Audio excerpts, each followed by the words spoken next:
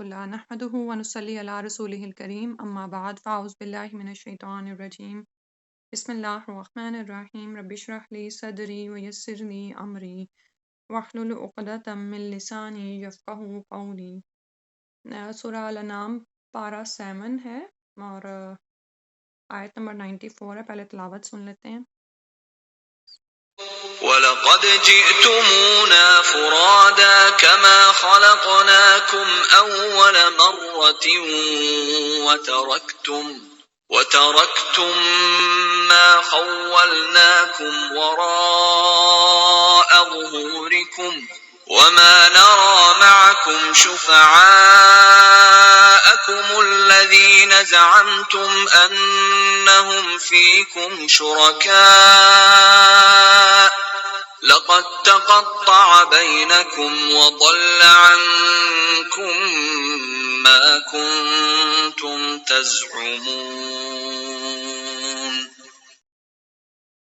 وَلَقَدْ اور البتہ تحقیق جئتمونا آ گئے تم ہمارے پاس فرادا اکیلے تنہا، کما جیسا کہ خلقناکم پیدا کیا تھا ہم نے تم کو اول مرہ پہلی مرتبہ، وترکتم اور چھوڑ آئے تم ماں جو خولناکم دیا تھا ہم نے تم کو، وراء ظہورکم اپنی پیٹھوں پیچھے۔ ظہر کی جمع ہے ظہور، یعنی اپنی پیٹھوں پیچھے۔ اب یہ لفظ آپ پہلے سورہ البقرہ میں بھی پڑھ چکے ہیں نا، کہ دروازوں کی پیٹھوں سے یعنی پچھلی سائیڈوں سے داخل ہوتے ہیں۔ اچھا، تو وراء کا لفظ آگے اور آگے جو جاتا ہے اس کے لیے بھی آتا ہے اور پیچھے کے لیے بھی آتا ہے۔ تو جو اپنی پیٹھوں کے پیچھے تم چھوڑ آئے، جو کچھ بھی اللہ سبحانہ وتعالیٰ نے تمہیں نعمتوں میں سے عطا کیا تھا، وما نرا اور ہم نہیں دیکھتے، معکم تمہارے ساتھ، شفعاءکم ان سفارشیوں کو، الذین جن کو، زعمتم تم گمان کرتے تھے، انہم کہ بے شک وہ، فیکم تم میں، شرکاء کہ وہ تمہارے شریک ہیں، یعنی جن کو اللہ تعالیٰ کے ساتھ تم نے شریک ٹھہرا رکھا تھا۔ لقد البتہ تحقیق، تقطع تحقیق کٹ گئیں، بینکم تمہارے درمیان، وضل اور گم ہو گیا، عنکم تم سے، ما جو کنتم تھے تم، تزعمون جو تم گمان کیا کرتے تھے۔ یعنی بنیادی طور پر موت کے وقت جب فرشتے ان کی جانیں نکالنے آتے ہیں، جیسے کہ پچھلی دفعہ ہم پڑھ رہے تھے نا آیت میں، اور تھوڑا سا پیچھے سے دوہرا لیں کہ آیت 93 میں بدترین ظالم کس کے لیے کہا گیا تھا، جو کہ 3 طرح کے جھوٹ گھڑتا ہے، ٹھیک ہے۔ اور ایسے ہی لوگ ہیں کہ جب اللہ سبحانہ و تعالیٰ کے بھیجے ہوئے فرشتے ان کے پاس موت کی سختیوں میں پہنچتے ہیں اور ان کو کہتے ہیں، ان کی طرف اپنے ہاتھ پھیلاتے ہیں کہ اپنی جانوں کو نکالو، تو اسی دن کی بات ہو رہی ہے کہ دیکھو تم موت کے وقت کیا ہوتے ہو، خالی ہاتھ ہوتے ہو، جیسے تم پہلی دفعہ پیدا کیے گئے تھے بالکل اسی طرح آج تم ہمارے پاس پھر سے آ گئے۔ اور یعنی اس میں کتنی ڈرنے والی بات ہے کہ آپ یہ دیکھیں کہ انسان کی زندگی کا ٹائم پیریڈ ہے ہی کتنا، اور اس ٹائم پیریڈ میں وہ جتنا کچھ اپنے لیے سمیٹتا رہتا ہے، جو بھی کچھ ہے وہ اسی دنیا میں باقی رہ جانے والا ہے، ٹھیک ہے، خواہ کچھ بھی ہے سوائے ایمان اور عمل صالح کے، وہاں پر کچھ بھی ساتھ نہیں جاتا۔ سارا مال، آل اولاد، کوئی بھی چیز ایسی نہیں ہے جو آپ کے ساتھ جائے۔ مال تو ویسے ہی بے جان، وہ تو پڑا ہوا ہے، وہ تو بیکار ہے، کوئی آپ کا فائدہ نہیں آنے والا۔ اور پھر اسی طرح اہل و عیال جن پر انسان اتنا مان کرتا ہے، وہ بھی کوئی یہ ہمت رکھتا ہے کہ کسی کے ساتھ قبر میں اتر جائے؟ سبحان اللہ۔ تو اللہ سبحانہ تعالیٰ فرما رہے ہیں کہ یہ وہ دن ہے، یعنی ہمیں یہ دن دنیا میں کیوں یاد کرایا جا رہا ہے؟ تاکہ انسان عبرت حاصل کرے کہ جس مال کے لالچ میں آ کر آج وہ آخرت کی حقیقت کو بھولا ہوا ہے اور دنیا میں پڑا ہوا ہے، تو وہ یہ نہ بھولے کہ ما خولناکم، کہ جو کچھ بھی اللہ سبحانہ تعالیٰ نے اس کو نعمتوں میں سے عطا کیا ہے وہ سب کچھ ختم ہو جانے والا ہے، وہ اسی دنیا میں ہی رہ جانے والا ہے، پیٹھ پیچھے چھوٹ جانے والا ہے۔ اور پھر وہاں پر جن شریکوں پر وہ گمان کرتے تھے کہ یہ اللہ تعالیٰ کے ہاں ہماری سفارش کریں گے، ہمیں اللہ کے عذاب سے بچا لیں گے، یا جو بھی ایسی باتیں دنیا میں انسان نے گھڑ رکھی ہیں، وہ وہاں پر ان سے ضائع ہو جائیں گی، اور ان کے درمیان اور ان کے شریکوں کے درمیان تمام ناطے رشتے کٹ جائیں گے، ٹھیک ہے۔ جیسے سورہ البقرہ میں بھی ہم نے پڑھا تھا نا کہ تمام اسباب یعنی جو تعلقات ہیں وہ سب کچھ کاٹ دیا جائے گا، وہاں نہ تو انسان کے پاس کوئی ساتھی ہوگا، نہ ہواری ہوگا، نہ کوئی وزیر، مشیر، غلام، خاندان، کوئی بھی نہیں ہوگا، فرادا وہاں پر پہنچو گے اور کوئی تمہاری مدد کرنے والا نہیں ہوگا، اور جو بھی تم اپنے لیے گھڑتے تھے اس دنیا میں کہ یہ تمہیں چھڑا لے گا وہ چھڑا لے گا، اور وحی الہی سے انسان نے منہ موڑے رکھا، تو وہاں پر اپنے سارے پرائے ہو جائیں گے، سب دشمن بن جائیں گے، حتیٰ کہ بیوی بچے تک انسان سے بھاگیں گے اور انسان ان سے بھاگے گا، یعنی کوئی بھی ایک دوسرے کو اپنی وہ اچھے اعمال نہیں دینا چاہے گا، اور اسی طرح جو مصیبتوں میں ہوں گے وہ تو ویسے ہی جو ان سے ایک دوسرے سے پیچھا چھڑا رہے ہوں گے اور ایک دوسرے کے ہی دشمن بن جائیں گے۔ استغفر اللہ۔ میں وہ ریسرچ سن رہی تھی کہ ہم لوگ تو اب یعنی قرآن کے ذریعے سے اس چیز کا علم حاصل کرتے ہیں کہ اگلی دنیا میں انسان کے ساتھ کیا ہونے والا ہے، یا اسی طرح جیسے ہم روحوں کے بارے میں بھی پڑھتے ہیں کہ روحوں کا ملاپ ہے، اور پھر یہاں سے جب نیک روحیں جاتی ہیں تو وہ وہاں پر جا کر ملتی ہیں، اور پھر وہاں پہ آلریڈی جو روحیں ہوتی ہیں برزخ میں وہ اس سے پوچھتی ہیں، اور پھر وہ کہتی ہیں کہ اس کو ذرا اس کے حال پہ چھوڑ دو، اس طرح کی ساری باتیں۔ تو وہ ریسرچ یہ بتا رہی تھی کہ اب انہوں نے یہ فائنڈ آؤٹ کیا ہے کہ جب انسان مرتا ہے تو وہ وہاں پر اکیلا نہیں ہوتا، ٹھیک ہے، یعنی اس کے ارد گرد ایک جہان آباد ہوتا ہے اور وہ سارا کچھ، لیکن حیرت کی بات یہ ہے کہ یہ سب کچھ جاننے کے باوجود انہوں نے اللہ کی معرفت حاصل نہیں کی کہ وہاں پر یہ سب کچھ ہوگا تو صحیح، یعنی جہنم میں جس طرح ہم جانتے ہیں کہ جماعتوں کی جماعتیں گرائی جائیں گی، ایک دوسرے پر کوڑے کی طرح ڈھیر کر دی جائیں گی، تو لیکن سوچنے کی بات یہ ہے کہ اگر اتنے ساتھی ہوں بھی تو وہ آپ کے فائدے کے نہیں ہیں، وہ آپ کا دکھ درد بٹانے والے نہیں ہیں۔ آپ یہ دیکھیں کہ دنیا میں جب ماں ہی جب مصیبت میں ہوتی ہے، جب اس کو شدید بخار ہوتا ہے اور وہ بیزاری کی کیفیت میں ہوتی ہے، تو اپنے ہی بچے کو بعض اوقات ڈانٹ دیتی ہے، ٹھیک ہے، تو وہاں کا حال لگائیں کہ وہاں پر کیا ہوگا۔ تو اللہ سبحانہ و تعالی ہمیں اس دنیا میں آخرت کی حقیقت کو سمجھا دیں، اور ہم وہ دوستیاں کریں، ان سے تعلق رشتے بنائیں جو کہ وہاں پر بھی قائم رہنے والی ہیں۔ اللہ کے لیے جو دوستی کی جاتی ہے وہ قیامت کو بھی قائم رہے گی۔ اور اسی طرح جہاں تک مال اسباب کی بات ہو رہی ہے تو آپ یہ دیکھیں کہ یعنی اب آپ نے یہ سنا ہوگا کہ خبر کبھی آتی ہے کہ فلاں لاوارث شخص مرا تو اس کے جائیداد جو ہے کتے کے نام لگ گئی، یا اس طرح نعوذ باللہ ان لوگوں نے اب ان چیزوں کو بنا لی ہے۔ اور اسی طرح بعض اوقات لوگ کیا کرتے ہیں کہ کچھ لوگ تو وصیت کر جاتے ہیں کہ میرا مال اسباب میرے ساتھ ہی دفن کر دینا، اور اسی طرح یہ جو پائرامڈز ہیں ان کے فرعونیوں کے، اس میں بھی آپ دیکھتے ہیں کہ ہر پائرامڈ میں سب کچھ ہی اندر موجود ہے، لیکن یعنی اصل حقیقت ہے جو نہیں یہ جانتے کہ یہ وہاں پر کچھ بھی کام آنے والا نہیں ہے، جو بھی نعمتیں ہیں جو بھی وہ آپ کے ارد گرد پڑی ہوئی ہیں۔ اسی طرح قیامت والے دن کیا ہوگا کہ زمین اپنے سارے خزانے اگل دے گی، اور اگر کافر چاہے گا کہ وہ سارے اور اس کے برابر اور بھی ملا کر عذاب سے بچ جائے، فدیے میں دے دے اس سارے مال کو، تو اس سے وہ قبول نہیں کیا جائے گا۔ یہ اصل حقیقت ہے جس کو سمجھنے کی ضرورت ہے۔ اگلی آیت، آیت نمبر 94 ہے، سوری 95 ہے۔ إن الله فالق الحب والنوى يخرج الحي من الميت ومخرج الميت من الحي ذلكم الله فأنا تؤفكون تو اس آیت سے اللہ سبحانہ و تعالیٰ نے قیامت کے دن کی ہی انسان کو یاد کرائی ہے، سوری اللہ تعالیٰ کی معرفت اس آیت میں سمجھائی جا رہی ہے کہ بے شک اللہ دانے اور گٹھلی کا پھاڑنے والا ہے۔ فالکو پھاڑنے والا ہے، فلق کا مطلب ہوتا ہے کہ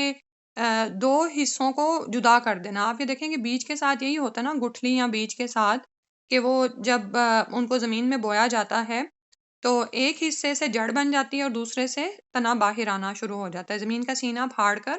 وہ باہر آنا شروع ہو جاتا ہے۔ الحبی دانے کو، والنوا اور گٹھلی کو، یعنی اللہ سبحانہ و تعالیٰ ہی کی ذات وہ ہے جو کہ دانے اور گٹھلی کو پھاڑنے والی ہے۔ اب اس میں تھوڑا سا شروع سے یاد کر لینا کہ سورہ الانعام دراصل توحید کے دلائل اس سورہ میں دیے جا رہے ہیں، اور پیچھے جو باتیں ہوئی ہیں کہ مشرکین مکہ یا یہ جو قرآن کو جھٹلانے والے تھے ان کا طرز عمل کیا تھا، اور پھر اس کے بعد آخرت کی بات ہوئی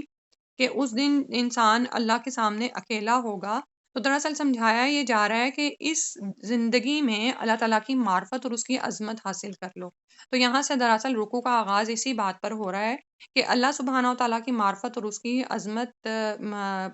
کا ادراک کیا جائے۔ تو فرمایا ایک سیکنڈ،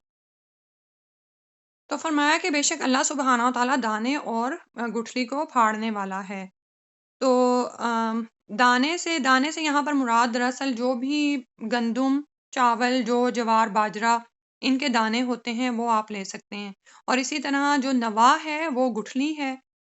جیسے کھجور کی گٹھلی ہو گئی یا اور چیزوں کی۔ تو یہ سب کچھ کون کرتا ہے؟ اللہ سبحانہ و تعالیٰ ہی کرتے ہیں، یعنی انسان تو صرف زمین میں اس کو ڈالتا ہے، ٹھیک ہے۔ اور بعض اوقات کیا ہوتا ہے کہ بہت سی ایسی جگہیں ہیں جہاں پر انسان نے باقاعدہ طور پر دانے اور گٹھلی کو ڈالا نہیں ہوتا، لیکن اللہ سبحانہ و تعالیٰ کی قدرت ہے کہ اللہ تعالیٰ اگر وہاں سے کسی نباتات کو اگانا چاہتے ہیں تو وہاں سے وہ نکل بھی آتی ہیں۔ تو یہ کون ہے کرنے والا؟ صرف اللہ رب العالمین ہی یہ کرتے ہیں۔ یخرج الحی من المیت، وہ نکالتا ہے زندہ کو میت یعنی مردہ سے، ومخرجو، اور نکالنے والا ہے المیتی مردہ کو من الحی زندہ سے، یعنی اللہ سبحانہ و تعالیٰ ہی زندہ کو مردہ سے نکالتے ہیں اور مردہ کو زندہ سے نکالنے والے ہیں۔ اس کے اب مختلف مفہوم کیے گئے ہیں، جیسے اوپر بات ہو رہی ہے دانے اور گٹھلی کی، تو دانا اور گٹھلی اگر ہم دیکھیں تو وہ بے جان ہے، ٹھیک ہے۔ تو اس سے بے جان دانے سے جاندار بالی پیدا ہو جاتی ہے، اسی طرح بے جان بیج سے مختلف طرح کے پودے اگاتے ہیں۔ کھجور کی گٹھلی سے کیا ہوتا ہے کہ پورا درخت بن جاتا ہے، جو کہ ہم جانتے ہیں کہ وہ لیونگ چیز میں شامل ہے۔ اسی طرح اس کا ایک مفہوم یہ کیا گیا ہے کہ ہائی سے مراد، جیسے قرآن میں بتایا گیا کہ جیسے نباتات اگتی ہیں نا زمین سے اور ان کو آسمان سے پڑنے والی بارش سے راب کرتی ہے، اسی طرح جب وحی الہی کی بارش انسانوں کے دلوں پر ہوتی ہے تو ان سے ایمان اگتا ہے، ٹھیک ہے۔ تو ایمان کی مثال جون سی ہے وہ زندگی سے دی گئی ہے، حی سے، یعنی اللہ کی نگاہ میں وہ لوگ جو کہ ایمان نہیں لاتے، دنیا کی حقیقت کو نہیں پہچان آخرت کی حقیقت کو نہیں پہچانتے، دنیا میں پڑے ہوئے ہیں، وہ اللہ کے ہاں مردوں کی طرح ہیں، ٹھیک ہے، کہ جن کے پاس بصیرت نہیں ہے اور اللہ تعالیٰ کی معرفت اور اس کی عظمت کو حاصل نہیں کرتے۔ تو اس طرح ہم دیکھتے ہیں کہ کتنی ہی دفعہ کیا ہوتا ہے کہ مشرک کے گھروں میں مومن پیدا ہو جاتے ہیں، ٹھیک ہے، جیسے آزر کے ہاں ابراہیم علیہ السلام پیدا ہوئے۔ اسی طرح کتنی دفعہ ایسا ہوتا ہے کہ مومنوں کے گھروں میں یعنی زندوں کے گھروں میں مردے پیدا ہوتے ہیں، اور وہ مردے مثلاً نوح علیہ السلام کے گھر جو ہے وہ کنعان پیدا ہوا۔ تو اسی طرح یعنی مومن جو ہیں وہ یہاں پر اس کی مثال حی سے دی گئی ہے، اور کافر دراصل مردہ ہیں۔ اللہ سبحانہ و تعالیٰ ہمیں اصل زندگی سے روشناس کرا دیں، یعنی آپ یہ دیکھیں کہ یہ کتنی بڑی بات ہے کہ ایک شخص زندہ ہے لیکن اگر اس کے اندر ایمان نہیں ہے، اللہ کی معرفت نہیں ہے، تو وہ مردوں کی طرح ہے۔ کیونکہ بعض اوقات کبھی دل میں خیال آتا ہے نا کہ یا اللہ اتنی بڑی خلقت کو تو نے پیدا کیا اور اس میں سے کثیر تعداد جہنم میں چلی جائے گی، خواہ وہ انسانوں کی ہو یا جنوں کی۔ تو اللہ کے ہاں جس شخص نے اللہ کی معرفت ہی نہیں پہچانی اس دنیا میں، وہ یعنی اللہ تعالیٰ کو پہچان ہی نہیں پایا، تو وہ بالکل ایک کوڑے کرکٹ کی طرح ہے، بے جان کی طرح ہے۔ آپ یہ دیکھیں کہ ہمارا اپنا پیارا جب وہ ہمارے درمیان رہتا ہے تو ہمیں کتنا پیارا ہوتا ہے، ہمارا دل کرتا ہے کہ ہم اسے اٹھا کے قبر میں رکھ آئیں، لیکن جب وہ مر جاتا ہے تو لوگ کتنے دن اس کو رکھ سکتے ہیں، کس طرح یعنی اگر رکھنا پڑ جائے تو کس طرح فریزرز میں پریزرو کیا جاتا ہے ان کو، اور کسی نہ کسی، لیکن دل میں بار بار یہ ہوتا ہے کہ جلدی سے ہی کسی ٹھکانے لگا دیا جائے۔ اللہ اکبر۔ تو اسی طرح ایک تفسیر ان کی حی اور میت کی یہ کی گئی ہے کہ اس سے مراد معجزات انبیاء بھی ہیں۔ انبیاء علیہ کرام کے معجزات بھی کیا کرتے ہیں کہ روشنی عطا فرماتے ہیں نا، تو بالکل ایسے جیسے کہ جو عصا تھا موسیٰ علیہ السلام کا، وہ ایک عام لاٹھی تھی، لیکن اس سے اللہ سبحانہ و تعالیٰ نے کس طرح اس کو سانپ بنا دیا، ٹھیک ہے، کہ ایک چیز زندہ ہو کے آپ کے سامنے آ گئی اللہ تعالیٰ کی قدرت اور عظمت کو واضح کرنے کے لیے۔ اسی طرح صالح علیہ السلام کی قوم نے جب ان سے مطالبہ کیا تو پہاڑ سے اونٹنی برآمد ہو گئی، ٹھیک ہے، پہاڑ میں کوئی اس کے پیرنٹس نہیں تھے اس اونٹنی کے جنہوں نے اس کو جنم دیا ہو، بلکہ وہ پہاڑ تو بے جان ہے اور اس سے زندہ اونٹنی پیدا ہو گئی۔ تو اسی طرح بہت ساری چیزیں ہیں جن میں انسان غور و فکر کر سکتا ہے۔ تو فرمایا ذالکم اللہ، یہ ہے رب تمہارا، یہ ہے اللہ جس کے سوا کوئی معبود نہیں، فَأَنَّا تُؤْفَكُونَ، تو پھر کہاں سے تم پھیرے جاتے ہو، ٹھیک۔ تو آپ یہ دیکھیں کہ اگر ہم انسان کسی ڈبے میں ایک بے جان چیز کو رکھ دیں تو سال ہا سال بھی اس کی پرورش اور نشو و نما کرتے رہیں تو وہ بڑھ نہیں سکتی، ٹھیک ہے۔ وہ ویسے ہی رہے گی۔ تخلیق صرف اللہ سبحانہ و تعالیٰ ہی کے ہاتھ میں ہے، وہی کرنے والا ہے، یہ اسی کی عظمت اور قدرت ہے، کوئی بھی خالق نہیں ہے۔ یہ اتنی بڑی دلیل ہے اللہ تعالیٰ کے رب ہونے پر، مالک ہونے پر۔ پھر فرمایا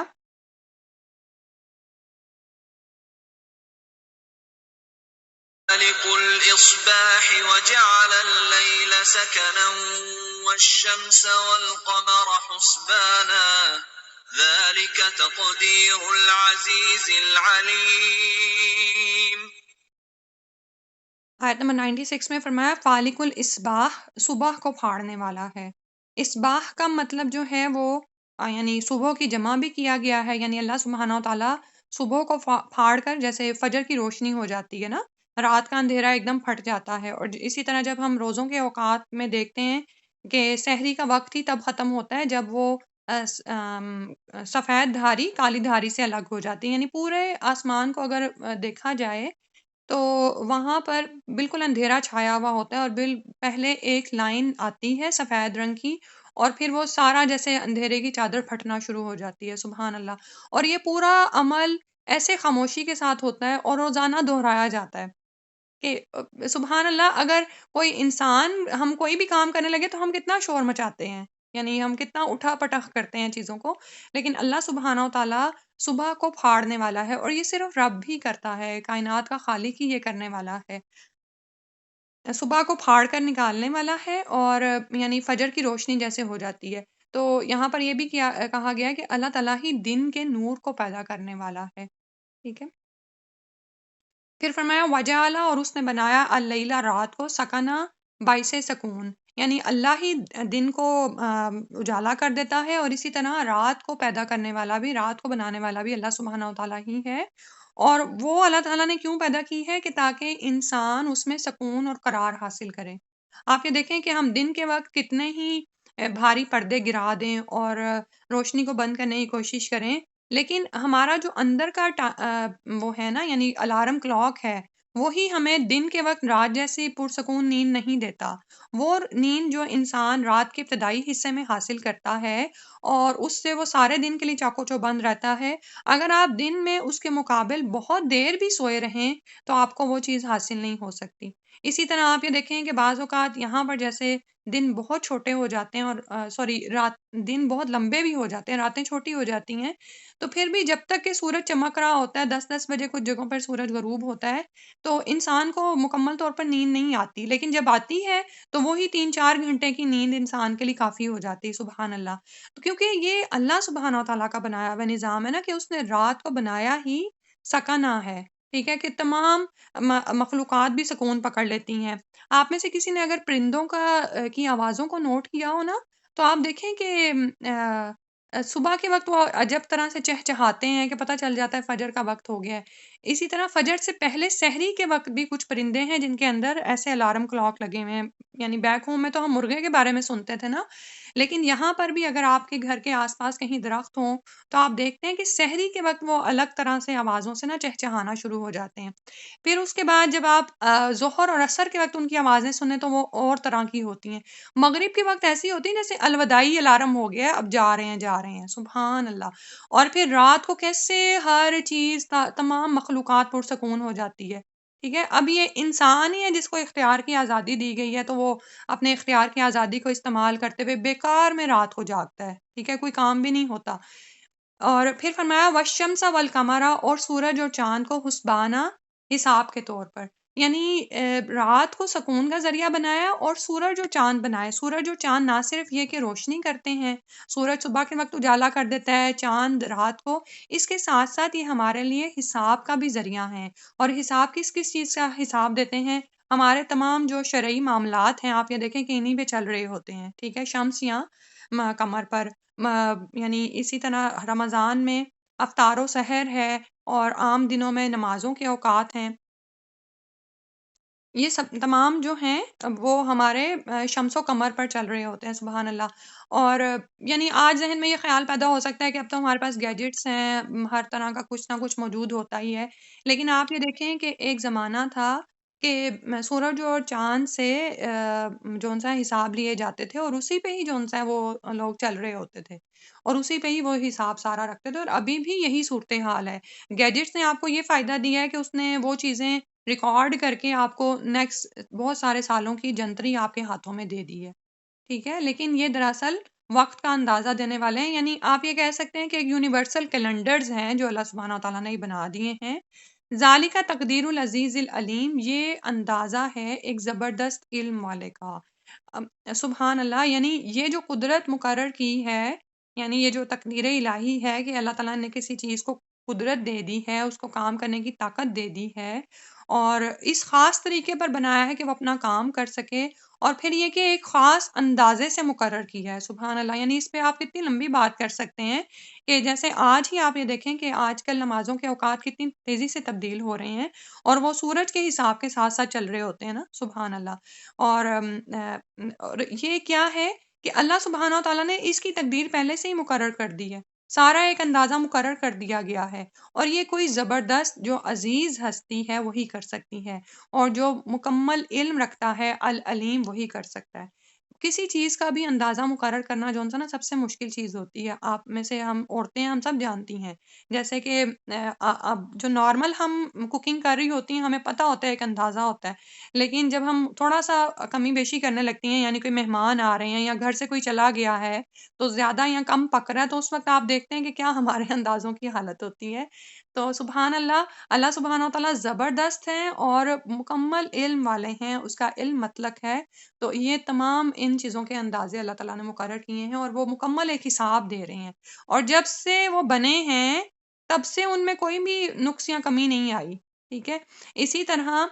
قیامت تک بھی ان میں کوئی ایسا وہ نہیں آئے گا، الا یہ کہ جو ہمیں حدیث سے پتہ چلتا ہے کہ جب اللہ سبحانہ تعالیٰ ہی چاہیں گے کہ قیامت آ جائے تو پھر سورج آپ کو مغرب سے نکلتا ہوا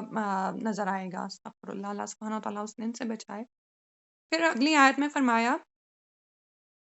وَهُوَ الَّذِي جَعَلَ لَكُمُ النُّجُومَ لِتَهْتَدُوا بِهَا فِي ظُلُمَاتِ الْبَرِّ وَالْبَحْرِ قَدْ فَصَّلْنَا الْآيَاتِ لِقَوْمٍ يَعْلَمُونَ۔ تو اوپر والی آیت میں اللہ سبحانہ تعالیٰ نے شمس و قمر کا ذکر کیا، اس میں فرمایا وَهُوَ الَّذِي، اور وہی وہ ذات ہے، جعل جس نے بنایا لکم تمہارے لیے النجوم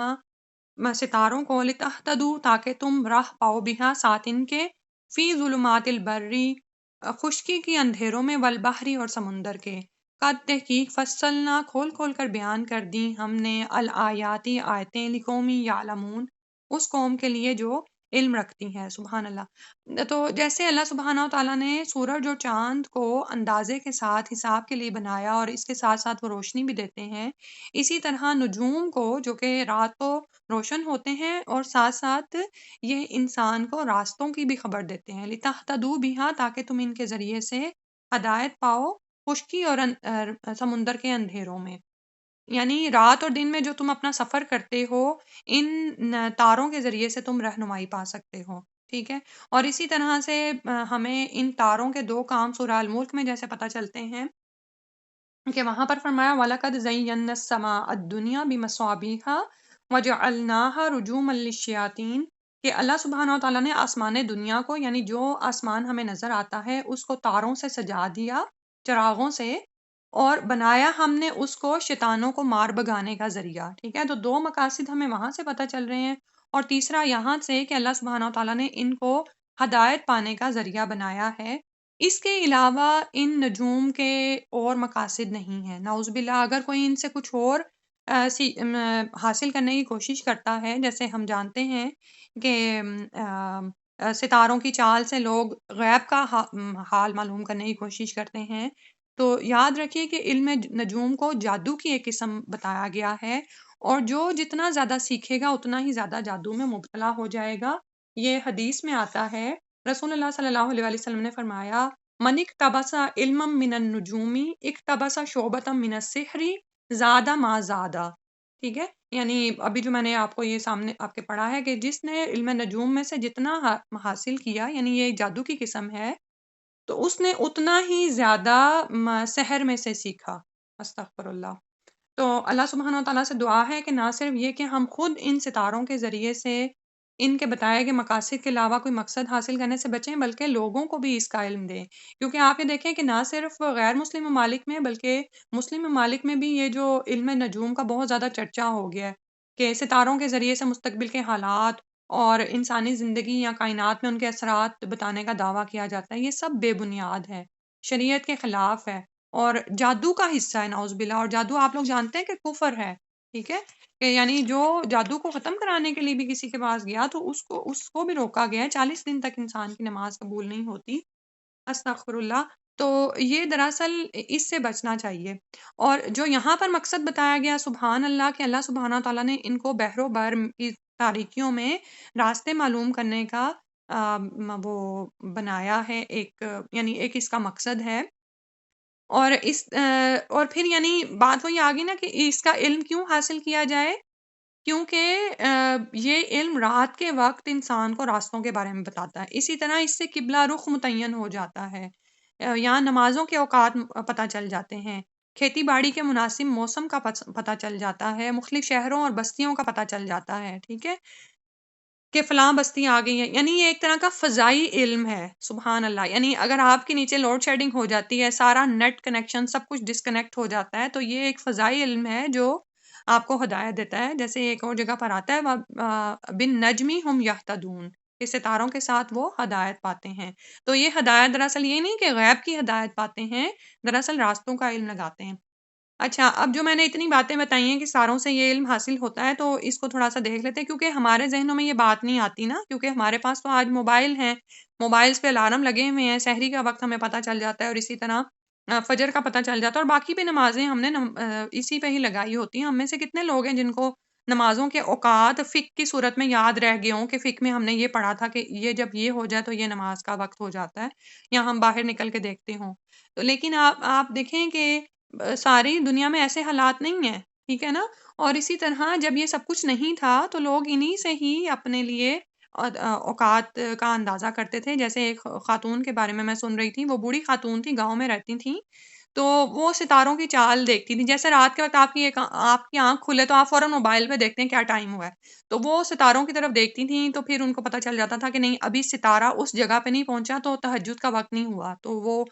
یعنی وہ ستارہ جو تھا وہ اپنی جگہ پہ پہنچتا ہے تو وہ وقت اتنا گزر جاتا ہے، ٹھیک ہے۔ اسی طرح مغرب کے وقت آپ دیکھیں کہ جب ہم نے چاند دیکھنا ہوتا ہے، خاص طور پر عید کا، تو کیا ہوتا ہے کہ چاند کے نیچے ایک بالکل نیچے ایک ستارہ نظر آتا ہے۔ مجھے بچپن کا یاد ہے کہ ہم وہ ستارہ ڈھونڈتے ہوتے تھے، پھر اس کے اوپر چاند کو ڈھونڈتے ہوتے تھے۔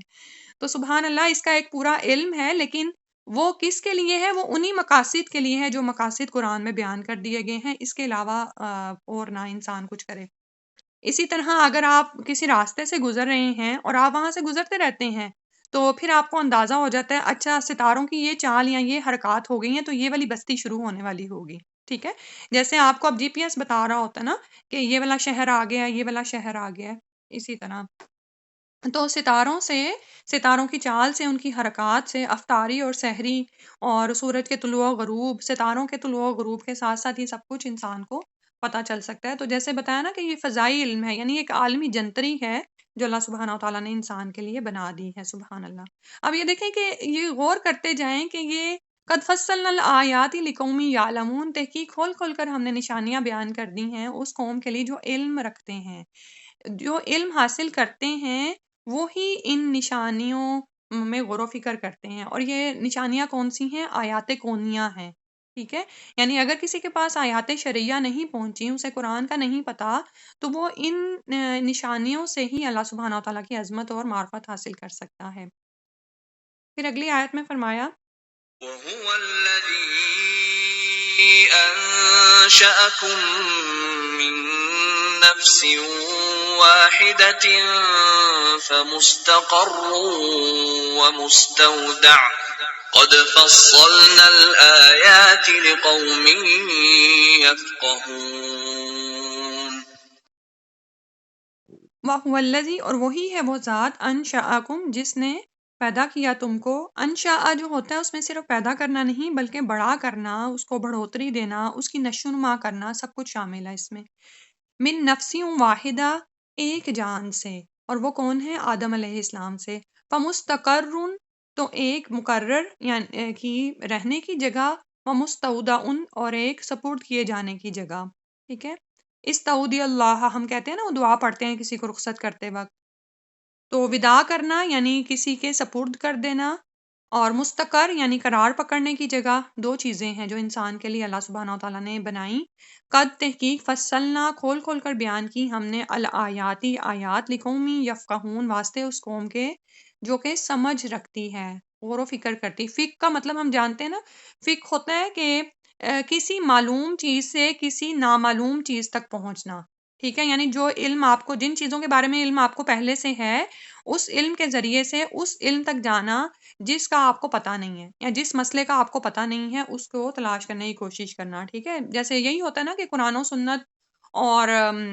جو مختلف شرعی احکامات ہیں ان کی روشنی میں اجتہاد کرنا، ٹھیک ہے، اور اپنے مسئلے کا حل جاننا، ٹھیک۔ تو پیچھے یاد رکھیں، پیچھے ذکر ہوا علم کا، کہ جو علم رکھتے ہیں، تو علم رکھنے کے بعد وہ کیا کرتے ہیں؟ سمجھ بوجھ بھی رکھتے ہیں، پھر وہ آگے ایک چین ہے جو چلتی چلی جاتی ہے نا۔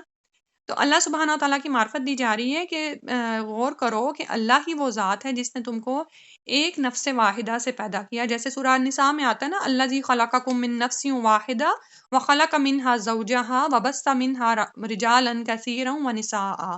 کہ یعنی ایک نفس واحدہ آدم علیہ السلام سے پیدا ہوئے ہیں، اور اسی سے ہی انسان کی نسل چلی، اور پھر ان سے مختلف مرد اور عورتیں اللہ سبحانہ تعالیٰ نے پیدا کر دیے اور ان کو زمین میں پھیلا دیا، ٹھیک ہے۔ یعنی انشاء میں خالی پیدا نہیں کر دیا، بلکہ ان کی نشو نما کرنا، ان کی بڑھوتری کرنا، جو بھی چیزیں ان کو چاہیے ہیں وہ ان کو مہیا کی گئیں، سبحان اللہ۔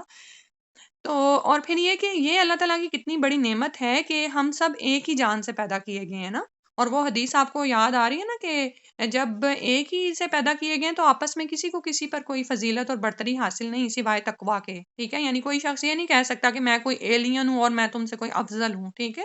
الا یہ کہ وہ ایمان اور عمل صالح میں آگے بڑھتا چلا جائے۔ ابو ہریرہ رضی اللہ عنہ سے ایک حدیث آتی ہے، رسول اللہ صلی اللہ علیہ وسلم نے فرمایا، جب اللہ نے آدم علیہ السلام کو پیدا کیا اور ان کی پیٹھ پر ہاتھ پھیرا تو اس سے ان کی اولاد کی ساری روحیں باہر آ گئیں جنہیں وہ قیامت کے دن تک پیدا کرنے والا ہے۔ یعنی ہم جانتے ہیں نا کہ روحیں تو ساری ہی روز آفرینش پیدا کر دی گئیں، تو اس کے بعد وہ جب جسم اور روح کا اتصال ہوتا ہے، جب اللہ کے حکم سے، جب اللہ تعالیٰ چاہتے ہیں تو جسم جو ہے وہ اسی زمین سے اس کا وہ نطفہ خوراک لیتا ہے اور وہ سب کچھ ہوتا ہے۔ تو روحیں جو ان سی ہیں وہ ساری کیا ہیں؟ وہ نفس واحدہ سے ہی، آدم علیہ السلام سے ہی پیدا ہوئی ہیں۔ اور پھر اللہ تعالیٰ نے ان کو پیدا کر کے ایسے ہی نہیں چھوڑ دیا، بلکہ اس کو ایک مستقر دیا اور ایک مستودع دیا، یعنی ایک قرار پکڑنے کی جگہ دی ہے، اس کے سونپے جانے کی جگہ ہے۔